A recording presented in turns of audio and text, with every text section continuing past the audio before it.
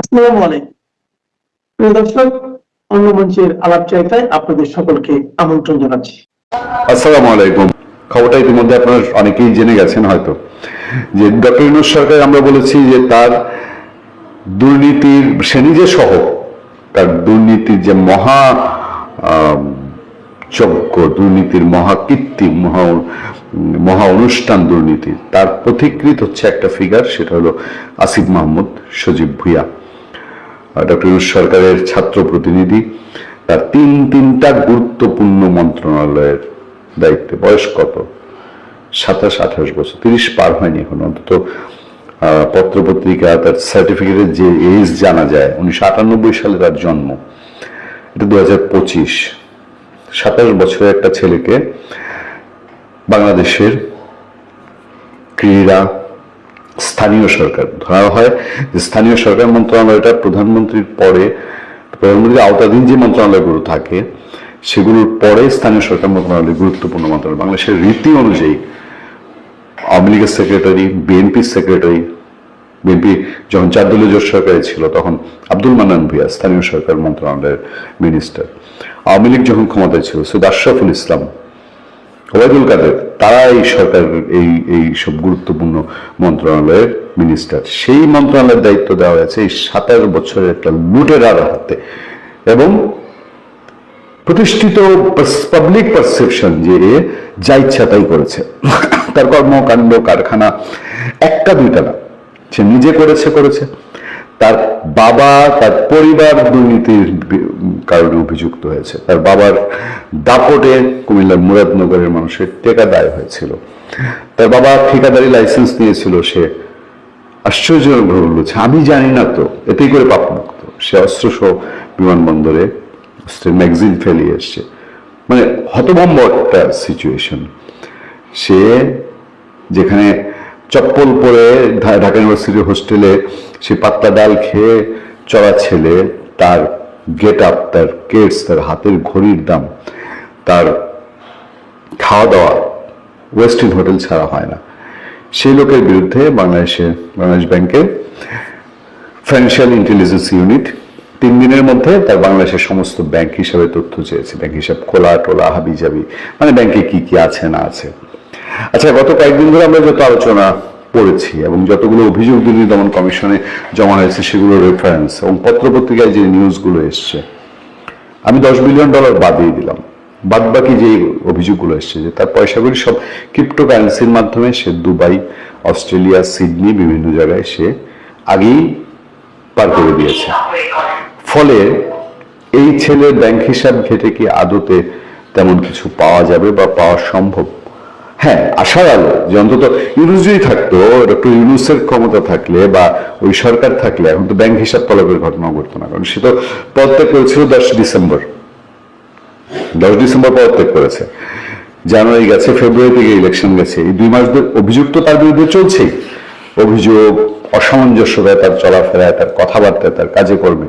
ইউনূস সরকার তো সেটার কোনো পদক্ষেপ নেয়নি। এখন এসে অন্তত পদক্ষেপটা একটা মিনিমাম পদক্ষেপ হয়েছে যে ব্যাংক হিসাব তলব করা হয়েছে। দেখা যাক, জাল ফেলেছে বাংলাদেশ ব্যাংক, সেই জালে যদি এখন মাছটা অন্তত ধরা পড়ে, সেটা বড় বল কাতলা ধরা পড়লো না পুঁটি ধরা পড়লো, অন্তত স্টেপটা শুরু হয়েছে। আমরা অপেক্ষায় থাকি। দর্শক, গত 18 ফেব্রুয়ারি প্রচারিত ভিডিওটির টাইটেল ছিল বেজে গেছে জুলাই সনদের মৃত্যু ঘণ্টা। ওই ভিডিওতে বলেছিলাম আইন আর রাজনীতির মারপ্যাচে পড়ে আইসিইউতে চলে গেছে অধ্যাপক ইউনূস এবং আলী রিয়াজের বহু নাটকের ফসল জুলাই সনদ। সাথে ঝুলে যেতে পারে গণভোটের রায়ের বাস্তবায়ন। 3রা মার্চ হাইকোর্ট এমন একটি রুল জারি করেছে। জুলাই জাতীয় সনদ, গণভোটের অধ্যাদেশ এবং নবনির্বাচিত সংসদ সদস্যদের সংবিধান সংস্কার পরিষদের সদস্য হিসেবে শপথ নেওয়ার বৈধতা নিয়ে এই রুলটি জারি করেছেন হাইকোর্ট। জনাকীর্ণ আদালতে 2টি আলাদা রিটের শুনানি শেষে আদালত এই আদেশ দেন। রুলে জানতে চাওয়া হয়েছে জুলাই জাতীয় সনদ সংবিধান সংশোধন বাস্তবায়ন আদেশ 2025 এবং গত 16 ফেব্রুয়ারি সংসদ সচিবালয় থেকে নবনির্বাচিত সাংসদদের সংবিধান সংস্কার পরিষদের সদস্য হিসেবে শপথ নিতে যে চিঠি দেওয়া হয়েছে তা কেন অবৈধ ও অসাংবিধানিক ঘোষণা করা হবে না। একই সঙ্গে 2025 সালের গণভোট অধ্যাদেশের 3 নম্বর তফসিল, যার অধীনে রাজনৈতিক দলগুলো 30টি বিষয়ে ঐক্যমত্যে পৌঁছেছিল, তা কেন বেআইনি ও অসাংবিধানিক ঘোষণা করা হবে না সে বিষয়ে ব্যাখ্যা চাওয়া হয়েছে। আগামী 4 সপ্তাহের মধ্যে সংশ্লিষ্টদের রুলের জবাব দিতে বলা হয়েছে। প্রশ্ন হলো, পূর্ণাঙ্গ শুনানির পর যদি আদালত রিটের আবেদনকারীর পক্ষে রায় দেন, তাহলে অধ্যাপক ইউনূস ও আলী রিয়াজের বহু তেনা পেঁচানোর যে জুলাই সনদ, তার কি সলিল সমাধি হবে? তার চেয়ে গুরুত্বপূর্ণ প্রশ্ন হলো, এই রুল জারির মধ্য দিয়ে কি জুলাই সনদের বাস্তবায়ন ঠেকে গেল? মানে সাবজুডিস বা বিচারাধীন বিষয় হওয়ায় কি জুলাই সনদ আর গণভোটের রায়ের বাস্তবায়ন প্রক্রিয়া ডিপ ফ্রিজে চলে গেল? আরেকটি গুরুত্বপূর্ণ প্রশ্ন হলো, যে বিএনপি জুলাই সনদের আদেশকে প্রতারণা বলে ঘোষণা করেছিল, সেই বিএনপি সরকার আদালতে কোন পক্ষ নেবে? নাকি বিএনপি এই ইস্যুটাকে রাজনৈতিক প্রতিপক্ষকে চাপে রাখার কৌশল হিসেবে ব্যবহার করবে? কারণ আদালতে জুলাই সনদ এবং গণভোট নিয়ে এমন নড়াচড়া শুরু হওয়ায় বেশ চাপে আছে বিরোধী পক্ষগুলো।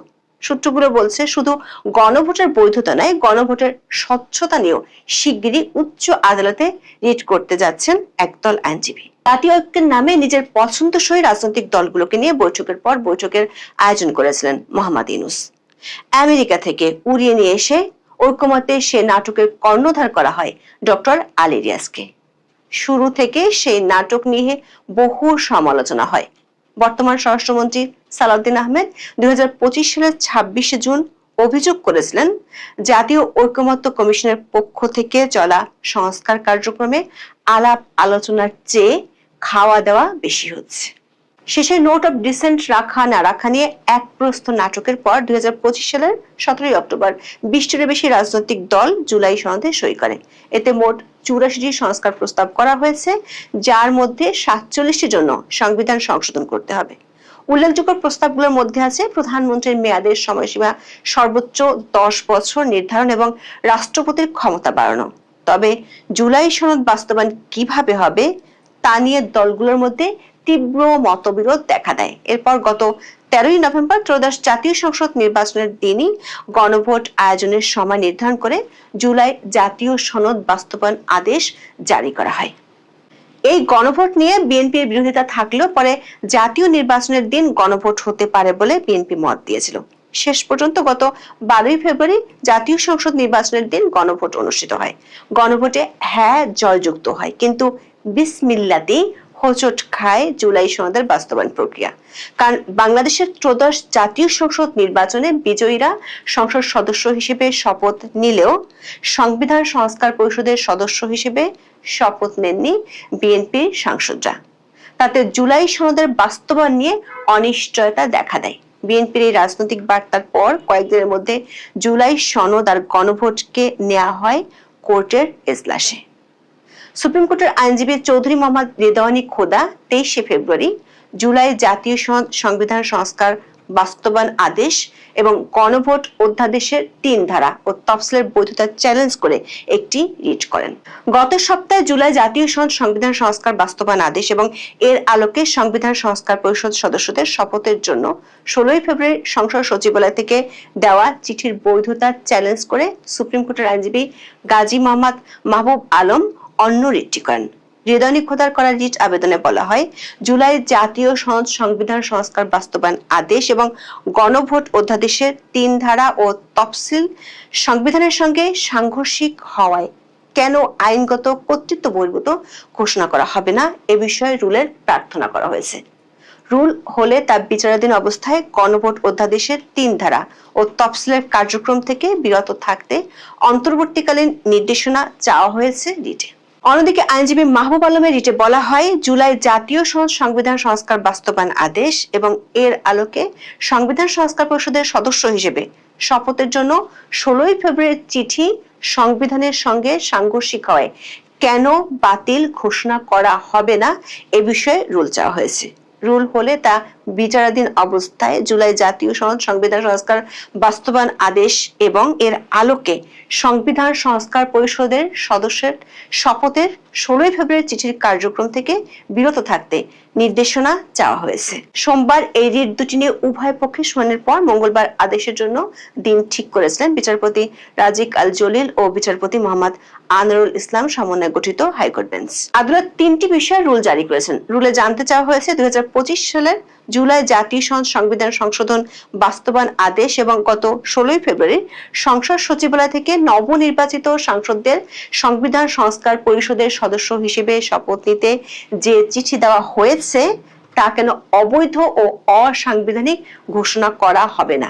একই সঙ্গে 2025 সালের গণভোট অধ্যাদেশের 3 নম্বর তফসিল, যার অধীনে রাজনৈতিক দলগুলো 30টি বিষয়ে ঐকমত্যে পৌঁছেছিল, তা কেন বেআইনি ও অসাংবিধানিক ঘোষণা করা হবে না সে বিষয়ে ব্যাখ্যা চাওয়া হয়েছে। দর্শক, রিটে আইনজীবীরা 14টি গ্রাউন্ড তুলে ধরেছেন। রিট আবেদনে ঐকমত্য কমিশনের 30টি সিদ্ধান্তে সংবিধানের 22টি অনুচ্ছেদ লঙ্ঘনের অভিযোগ আনা হয়েছে। সবচেয়ে শক্তিশালী যে গ্রাউন্ড সেটি হলো রাষ্ট্রপতির যে আদেশের মাধ্যমে জুলাই সনদ এবং গণভোট জারি করা হলো। আইনজীবীরা বলছেন রাষ্ট্রপতির এ ধরনের আদেশ জারির কোনো ক্ষমতা ও প্রেসিডেন্স নেই। বাংলাদেশের সংবিধানের 93 অনুচ্ছেদে সংসদের অবর্তমানে রাষ্ট্রপতিকে অধ্যাদেশ জারির ক্ষমতা দেওয়া হয়েছে। এই ক্ষমতা ব্যবহার করে মোহাম্মদ ইউনূসের সরকার সুপারসনিক গতিতে 133টি অধ্যাদেশ জারি করেছিল, কিন্তু জুলাই সনদ জারি করা হয়েছিল রাষ্ট্রপতির আদেশে। ঐকমত্য কমিশনের সাথে বৈঠকে বিএনপির স্থায়ী কমিটির সদস্য সালাউদ্দিন আহমেদ এই বিষয়টি তুলে ধরেছিলেন, কিন্তু আলী রিয়াজের কমিশন বিষয়টি বিবেচনায় না নিয়ে নিজেদের মতো করে বাস্তবায়ন প্রক্রিয়ার জন্য রাষ্ট্রপতির আদেশ জারি করেন। দ্বিতীয় শক্তিশালী গ্রাউন্ডটি হলো এই সনদ দেশের জনগণের মৌলিক মানবাধিকারের লঙ্ঘন। সংবিধানের 7-1 ধারায় বলা হয়েছে, গণপ্রজাতন্ত্রী বাংলাদেশের প্রজাতন্ত্রের সকল ক্ষমতার মালিক জনগণ এবং সংবিধানিক প্রজাতন্ত্রের সর্বোচ্চ আইন। এছাড়া 7-2 ধারা বলছে, এই সংবিধানের পরিপন্থী কোনো আইন বাতিল এবং অকার্যকর গণ্য হবে। অর্থাৎ যদি কোনো সনদ বা ঘোষণা সংবিধানের সাথে সাংঘর্ষিক হয় তা আইনগতভাবে বাতিলযোগ্য এবং অসাংবিধানিক। তাই জুলাই সনদ সংবিধানের বাইরে গিয়ে সংবিধান পরিবর্তনের যে বিকল্প রূপরেখা তৈরির চেষ্টা করেছে সেটিকে বেআইনি ও অসাংবিধানিক হিসেবে ঘোষণা করতে পারে উচ্চ আদালত। গণভোটের বৈধতা চ্যালেঞ্জ করে দায়ের করা রিটটিতে বলা হয়েছে, অন্তর্বর্তী সরকার কোনো সার্বভৌম কর্তৃপক্ষ বা কোনো সাংবিধানিক সভা বা গণপরিষদ নয়, বরং এটি একটি সাংবিধানিক ট্রাস্টি যা কঠোরভাবে সাংবিধানিক সীমার মধ্যে থাকতে বাধ্য। রিটের যুক্তিতে বলা হয়, সংবিধানই দেশের সর্বোচ্চ আইন, যা অন্তর্বর্তী সরকার সহ রাষ্ট্রের সব অঙ্গের জন্য বাধ্যতামূলক। সাংবিধানিক অনুমোদন ছাড়া ক্ষমতার যে কোনো চর্চা নিয়ম বিরুদ্ধ ও বাতিলযোগ্য। প্রয়োজন, সুবিধা বা রাজনৈতিক উত্তরণের যুক্তিতে সংবিধান লঙ্ঘন কোনোভাবেই ন্যায়সঙ্গত হতে পারে না। আইনজীবীরা বলছেন, বিএনপি সাংসদরা যে সংবিধান সংস্কার পরিষদের সদস্য হিসেবে শপথ নেননি, তারা এই যুক্তিতে সংবিধান লঙ্ঘনের দায় থেকে বেঁচে গেছেন। সেক্ষেত্রে জামাত ও এনসিপি 77 জন সাংসদ সংবিধান লঙ্ঘনের দায়ে ফেঁসে যেতে পারেন। আইনজীবীরা বলছেন, সবচেয়ে বড় প্রশ্ন হলো, যেহেতু সংবিধানে সংবিধান সংস্কার পরিষদের কোনো অস্তিত্ব নেই, তাই এই শপথ কে পড়াবেন সেটিও বলা নেই। কে কাকে শপথ পড়াবেন সে বিষয়টি সংবিধানের তফসিলে পরিষ্কার উল্লেখ থাকলেও সংবিধান সংস্কার পরিষদের সদস্যদের কে শপথ পড়াবেন তা বলা নেই। তাছাড়া জুলাই সনদ বাস্তবায়ন আদেশেও বিষয়টি পরিষ্কার নাই। সুতরাং জামাত ও এনসিপি সদস্যদের সংবিধান সংস্কার পরিষদের সদস্য হিসেবে শপথ পড়ানোয় সিইসির এখতিয়ার নিয়ে আদালতের শুনানিতে প্রশ্ন উঠতে পারে। আদালতের শুনানিতে সাংবিধানিক প্রশ্ন হিসেবে একটি বড় ইস্যু হতে পারে এটি, এমনটাই মনে করছেন আইনজীবীরা। দর্শক, আদালত পাড়ায় এখন এই দুটি রিট আর তার প্রেক্ষিতে আদালতের রুল জারি করার বিষয়টা টক অব দ্য ইস্যু হয়ে গেছে। বাংলাদেশের বিচার ব্যবস্থার কাঠামো অনুযায়ী এ ধরনের রাজনৈতিক ইস্যুতে দায়ের করা রিটগুলোর ভবিষ্যৎ অনেকটাই নির্ভর করে সরকার পক্ষ কি চায় তার উপর। আইনজীবীদের একটি অংশ বলছে, এরই মধ্যে পরিষ্কার গণভোটটি হয়েছে খুবই দুর্বল ও প্রশ্নবিদ্ধ একটি প্রক্রিয়া এবং যে জুলাই সনদের উপর জনগণের মতামত নেওয়ার জন্য এই গণভোট নেওয়া হয়েছে সেই সনদের অনেকগুলো প্রস্তাবই বিএনপির নোট অফ ডিসেন্ট বা আপত্তি ছিল। এমনকি বিএনপির শীর্ষ নেতৃবৃন্দ আলী রিয়াজের বিরুদ্ধে প্রতারণার অভিযোগ তুলছিলেন। সেজন্যই সেই প্রশ্নবিদ্ধ গণভোট এবং নোট অব ডিসেন্ট সম্বলিত জুলাই সনদে উল্লেখিত প্রস্তাবসমূহ বাস্তবায়নে বিএনপি যে ক্রিটিক্যাল থাকবে সেটি স্বাভাবিক।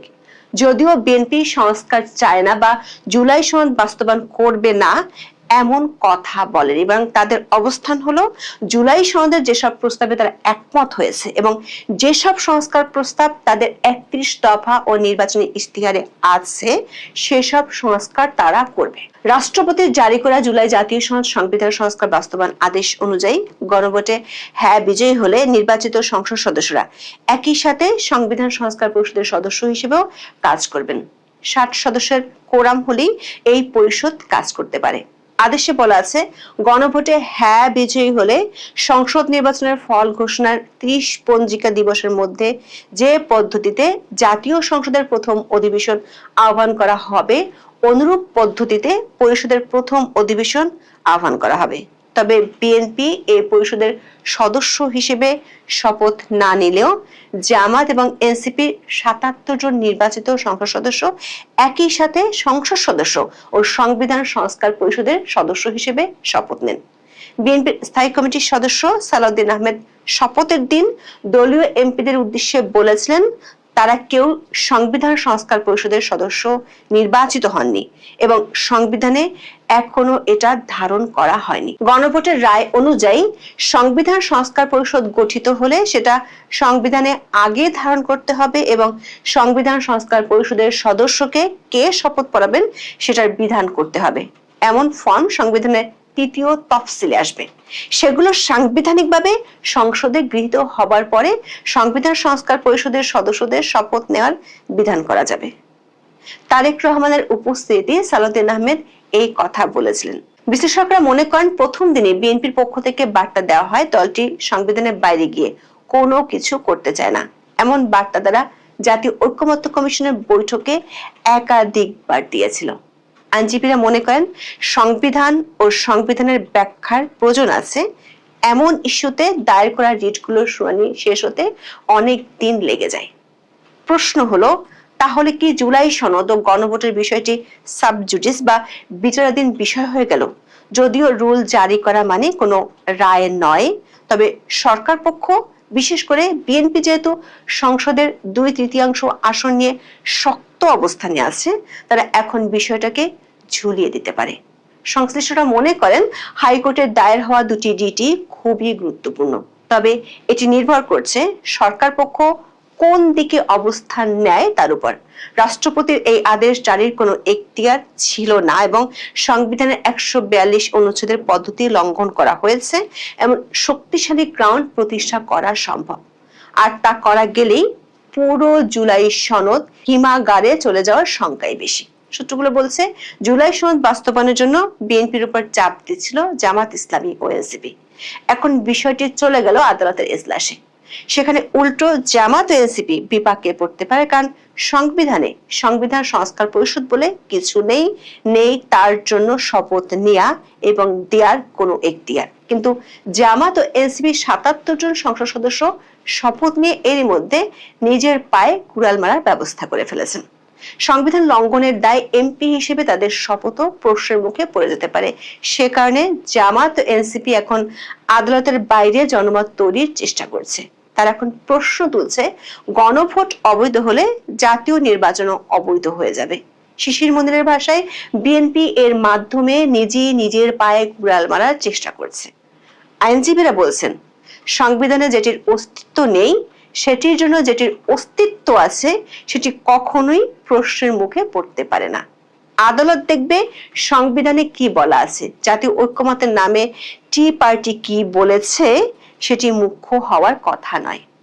একদিকে ইসরায়েলের প্রধানমন্ত্রী নেতানিয়াহুর প্ররোচনা, আরেকদিকে ভেনেজুয়েলার প্রেসিডেন্ট নিকোলাস মাদুরোকে উৎখাতের সাফল্য। এই দুয়ে মিলে মার্কিন প্রেসিডেন্ট ডোনাল্ড ট্রাম্প ইসরায়েলকে সাথে নিয়ে ইরান আক্রমণ করেছেন গত 28শে ফেব্রুয়ারি শনিবার। এই যুদ্ধের ফলাফল কি হবে? ইরান কি পরাজয় স্বীকার করবে, নাকি ইরান যুদ্ধের দীর্ঘ ফাঁদে জড়িয়ে গেলেন মার্কিন প্রেসিডেন্ট ডোনাল্ড ট্রাম্প? আর এই যুদ্ধের প্রেক্ষিতে আবারও আলোচনায় শেখ হাসিনা। অনেকেই বলছেন শেখ হাসিনা বাংলাদেশটাকে বাঁচিয়ে দিলেন। কিভাবে তিনি বাংলাদেশকে বাঁচিয়ে দিলেন? গত 28শে ফেব্রুয়ারি রাতে নয়, দিনেই আক্রমণ করলেন ইরান। ইসরায়েল আক্রমণ করলেন একদিক থেকে, আরেক দিক থেকে আমেরিকা আক্রমণ করলেন, এবং সেই আক্রমণে অপ্রত্যাশিতভাবেই একটা বিশাল ফলাফল পাওয়া গেল। 40 জনের বেশি একদম সেন্ট্রাল লিডার তাদের হত্যা করলেন এই ট্রাম্পের এবং নেতানিয়াহুর এই আক্রমণ। ইরানের সর্বোচ্চ ধর্মীয় নেতা, সশস্ত্র বাহিনীর প্রধান সহ এরকম একদম হাই প্রোফাইলের নেতারা মারা গেলেন এই আকস্মিক আক্রমণে। ইরানের সম্ভবত ধারণা ছিল, যেহেতু একটা আলোচনা চলছিল আমেরিকার সাথে, এই আলোচনা শেষ না হওয়া পর্যন্ত হয়তো তারা আক্রান্ত হবেন না। পাশাপাশি এই আক্রমণগুলো সাধারণত রাতের বেলায় হয়, কিন্তু এবার দেখা গেল একদম ভোর বেলায় আক্রমণ হয়েছে, এবং এমন সময় আক্রমণ হয়েছে যেখানে এই সর্বোচ্চ ধর্মীয় নেতার বাসভবনে সব শীর্ষ নেতারা এসেছিলেন একটা মিটিং করতে, এবং আমেরিকার কাছে গোয়েন্দা সূত্রে এই ইনফরমেশনটা ছিল। তারা আর অপেক্ষা করেনি, and they were very successful at this attack. কিন্তু এখানেই কি শেষ? কিছুদিন আগে নিউ ইয়র্ক টাইমসের যে ইরান ইরাকের যিনি প্রতিনিধি এরিকা সলোমন বলেছিলেন যে ইরানের কিন্তু এই আত্মরক্ষার জন্য একটা বিশাল প্রস্তুতি আছে, এবং তারা সেই প্রস্তুতিটা নিচ্ছিল, যদিও আকস্মিক আক্রমণে সেই প্রস্তুতিটা পুরো নিতে পারেনি। কিন্তু তারা যেটা করেছে, তারা যখন আক্রান্ত হয়েছে তখন তারা আর এই সংঘাতটা ইসরায়েল এবং আমেরিকার মধ্যেই সীমাবদ্ধ রাখেনি। তারা ইমিডিয়েটলি অ্যাটাক করেছে মধ্যপ্রাচ্যে যেসব মার্কিন সামরিক বেজ আছে। অর্থাৎ তারা আক্রান্ত হয়ে এই সংঘাতটাকে এই পুরা উপসাগরীয় অঞ্চলে ছড়িয়ে দিয়েছে। তারা আক্রমণ করেছে কাতারের মার্কিন মিলিটারি বেজে, তারা আক্রমণ করেছে সৌদি আরব, তারা আক্রমণ করেছে বাহরাইনে, তারা আক্রমণ করেছে ইউনাইটেড আরব এমিরেটসে। তো সব মিলিয়ে সৌদি আরবে একটা তেল শোধনাগারে তারা বোমা ফেলেছে। কাতারে যে এলএনজি প্রোডাকশন সেন্টার, সেখানে তারা অ্যাটাক করেছে এবং এলএনজি উৎপাদন বন্ধ হয়ে গেছে। সব মিলিয়ে একটা আঞ্চলিক সংঘাত। দুবাইয়ে তারা একটা 5 তারা হোটেলে অ্যাটাক করেছে, সেই আগুনের ভিডিও ছড়িয়ে পড়েছে। দুবাই এয়ারপোর্টে অ্যাটাক করেছে। সো অনলি যে মিলিটারি বেজেই তারা অ্যাটাক করেছে তা না, এটা ছড়িয়ে গেছে একেবারে সিভিল ইনফ্রাস্ট্রাকচার গুলো, সিভিল টার্গেটেও। তো এই অবস্থায় যেভাবে ট্রাম্প মনে করেছিলেন ইরানকে কাবু করবেন, বিশেষ করে ইরানের সেন্ট্রাল লিডারশিপকে যখন হত্যা করা হয়েছে, মেজরিটি ইরানে কিন্তু এই মুহূর্তে লিডারশিপ ভ্যাকুয়াম তৈরি হয়েছে। ইরানও বসে নেই। ইরান কি করেছে, যেহেতু তার সেন্ট্রাল লিডারশিপ ব্যাপকভাবে নাই হয়ে গেছে, হঠাৎ করে খুন হয়েছে, সুতরাং তারা পুরা ইরানকে 31টা মিলিটারি জোনে, একদম ইন্ডিপেন্ডেন্ট মিলিটারি জোনে ভাগ করেছে, এবং যেহেতু সেন্ট্রাল কমান্ডের উপরে আর তারা ডিপেন্ড করছে না, এখন 31টা মিলিটারি জোন তারা স্বায়ত্তশাসিত বলা যায়। তারা নিজেদের মতো করে যুদ্ধ করছে, এবং ইরানের একটা বিশাল ভূগর্ভস্থ মিসাইল সিটি আছে, প্রায় মাটির 500 মিটার নিচে তাদের হিউজ মিসাইল কালেকশন আছে। সেইখানে রিচ করা আমেরিকার পক্ষে অনেক ডিফিকাল্ট। সো তাদের যে আমেরিকার বিরুদ্ধে, ইসরায়েলের বিরুদ্ধে যুদ্ধের জন্য তাদের যে মিসাইল, সেগুলো কিন্তু তাদের 2000 থেকে 2500 মিসাইল কিন্তু আন্ডারগ্রাউন্ডেই তাদের রক্ষিত আছে। তারা আরেকটা স্ট্র্যাটেজি নিয়েছে, তারা একটা রিয়েল মিসাইলের সাথে 20 থেকে 25টা নকল মিসাইল একই সাথে থ্রো করতেছে। এর ফলে হচ্ছে কি, ইসরায়েলের আকাশ প্রতিরক্ষা ব্যবস্থা কোনটা আসল কোনটা নকল এইটা ডিটেক্ট করতে করতেই কিন্তু তারা অনেক ক্লান্ত হয়ে পড়ছে। তাদের সিস্টেম কিন্তু ওভারলোডেড হয়ে যাচ্ছে, ওভারবার্ডেন্ড হয়ে যাচ্ছে। এর ফলে হচ্ছে কি, যে একবার যদি ইসরায়েলের আকাশ প্রতিরক্ষা ব্যবস্থাকে দুর্বল করা যায় বা ভেঙে পড়ে, তাহলে চিন্তা করা যায় ইতিমধ্যে ইসরায়েলে কিন্তু বেশ কিছু ভবন আক্রান্ত হয়েছে, কমপক্ষে 10 জন মারা গেছে, প্রায় 4 জন আমেরিকান সোলজার মারা গেছে। সো ক্যাজুয়ালিটি যে একেবারে হচ্ছে না তা না। এবং ইরানের আরেকটা সুবিধা হলো যে ইরানের সাপোর্টে কিছু প্রক্সি গ্রুপ কাজ করে, যেমন লেবানন বেজ হিজবুল্লাহ, তারা কিন্তু আয়াতুল্লাহ আল খামেনি যখন মারা গেছে তারা ইসরায়েলে অ্যাটাক করেছে, এবং ইসরায়েল তখন লেবাননেও অ্যাটাক করেছে, সাউথ লেবানন বৈরুতের উপকণ্ঠে তারা অ্যাটাক করেছে, সেখানেও অনেক ক্যাজুয়ালিটি হয়েছে, 30-40 জন মারা গেছে। তো এখন যুদ্ধটা আর লোকালি নাই, বিভিন্ন চারিদিকে ছড়িয়ে ছিটিয়ে গেছে।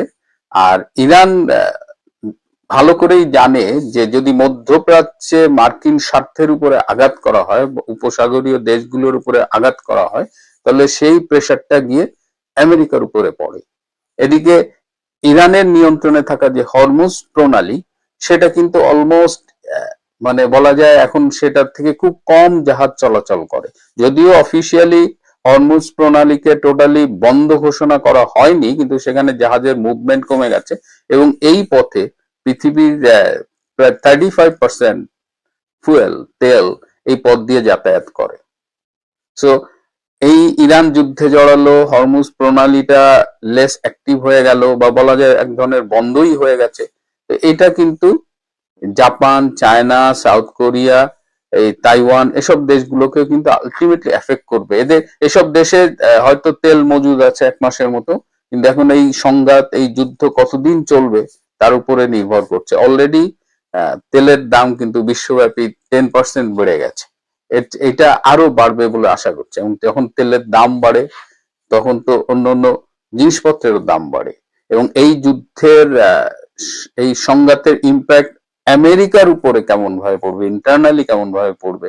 আমেরিকা যদি ফুয়েলের দাম বাড়া শুরু করে, যদিও আমেরিকা এই ভেনিজুয়েলাকে দখল করেছে, কিন্তু এটাও একটা কারণ ছিল, আমেরিকা অ্যাটাকের আগে ভেনিজুয়েলা দখল করে ভেনিজুয়েলার তেলের উপর তারা নিয়ন্ত্রণ নিয়েছে, এবং ভেনিজুয়েলার প্রেসিডেন্ট নিকোলাস মাদুরোকে যেভাবে তারা মাস্তানের মতো তুলে নিয়ে গেছে। তো সেই জায়গা থেকে আমেরিকার বাজারে যদি তেলের দাম বাড়ে, আমেরিকার শেয়ার মার্কেটের উপরে কি প্রভাব পড়বে সেটার উপরেও কিন্তু অনেক কিছু নির্ভর করছে। সামনেই অক্টোবরে আবার আমেরিকায় কংগ্রেসের নির্বাচন। সো ট্রাম্পের জন্য এটা একটা জুয়া খেলার মতো, ট্রাম্প একটা বাজি ধরেছে, এবং ইরান কিভাবে এই প্রতিশোধটা নেয়।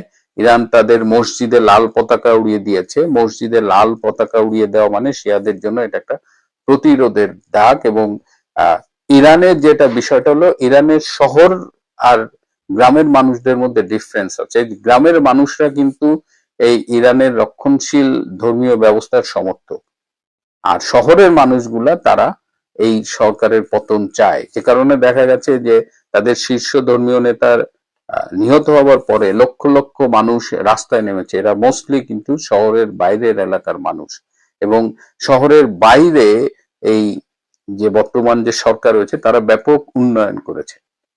তো সেইখানে সংঘাতটা কিন্তু একদম মানে এই ইরানে যে মার্কিন সমর্থক বা বর্তমান যে শাসক গোষ্ঠী আছে তাদের যে বিরোধিতাকারী শক্তি, তারা কিন্তু পুরো ইরানে সিমিলারলি ডিস্ট্রিবিউটেড না। So within Iran politics is complicated.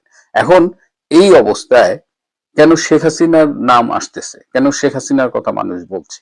কারণ আপনারা জানেন যে শেখ হাসিনা এই বাংলাদেশে মার্কিন ঘাঁটি করার অনুমতি দেননি, রাজি হননি, এবং এ কারণে তাকে করুণ পরিণতি বরণ করতে হয়েছে। এবং সেটি তিনি কিন্তু ক্ষমতায় থাকাকালীন বলে গিয়েছিলেন যে তার কাছে বিমান ঘাঁটি করার জন্য জায়গা চাচ্ছে, তার কাছে সেন্ট মার্টিন চাচ্ছে, এই কথাগুলো তিনি একাধিকবার বলেছেন।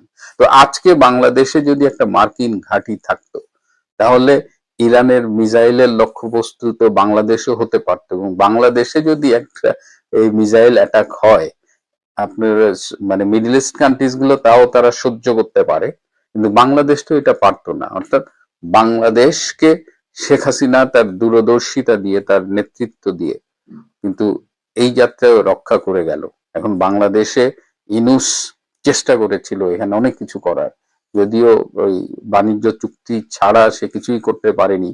মোটামুটি বিদায় হয়েছে লোকজন তো এখন তাকে দেখতে পারে না, এবং তার এতই ভয় যে তাকে এখন 1 বছর এসএসএ পাহারায় চলতে হচ্ছে, নিজেকেই নিজে ভিভিআইপি ঘোষণা করেছে।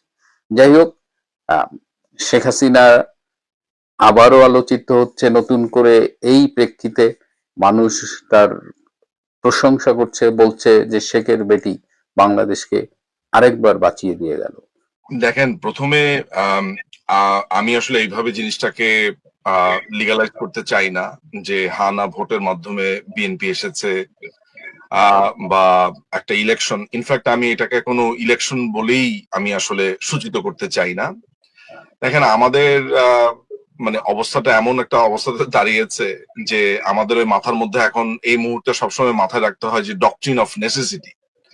অর্থাৎ যে আপনি যদি 5ই অগাস্টের পরের সময়টাকে বিবেচনা করেন আর 12ই ফেব্রুয়ারির সময়টাকে বিবেচনা করেন, আপনি হয়তোবা দুটোকে যদি কম্পেয়ার করেন, হয়তোবা ওই যে ডকট্রিন অফ নেসেসিটি বা প্রয়োজনীয়তার খাতিরেই আপনাকে হয়তোবা একটা নতুন রেজিমের কথা বলতে হয়, একটা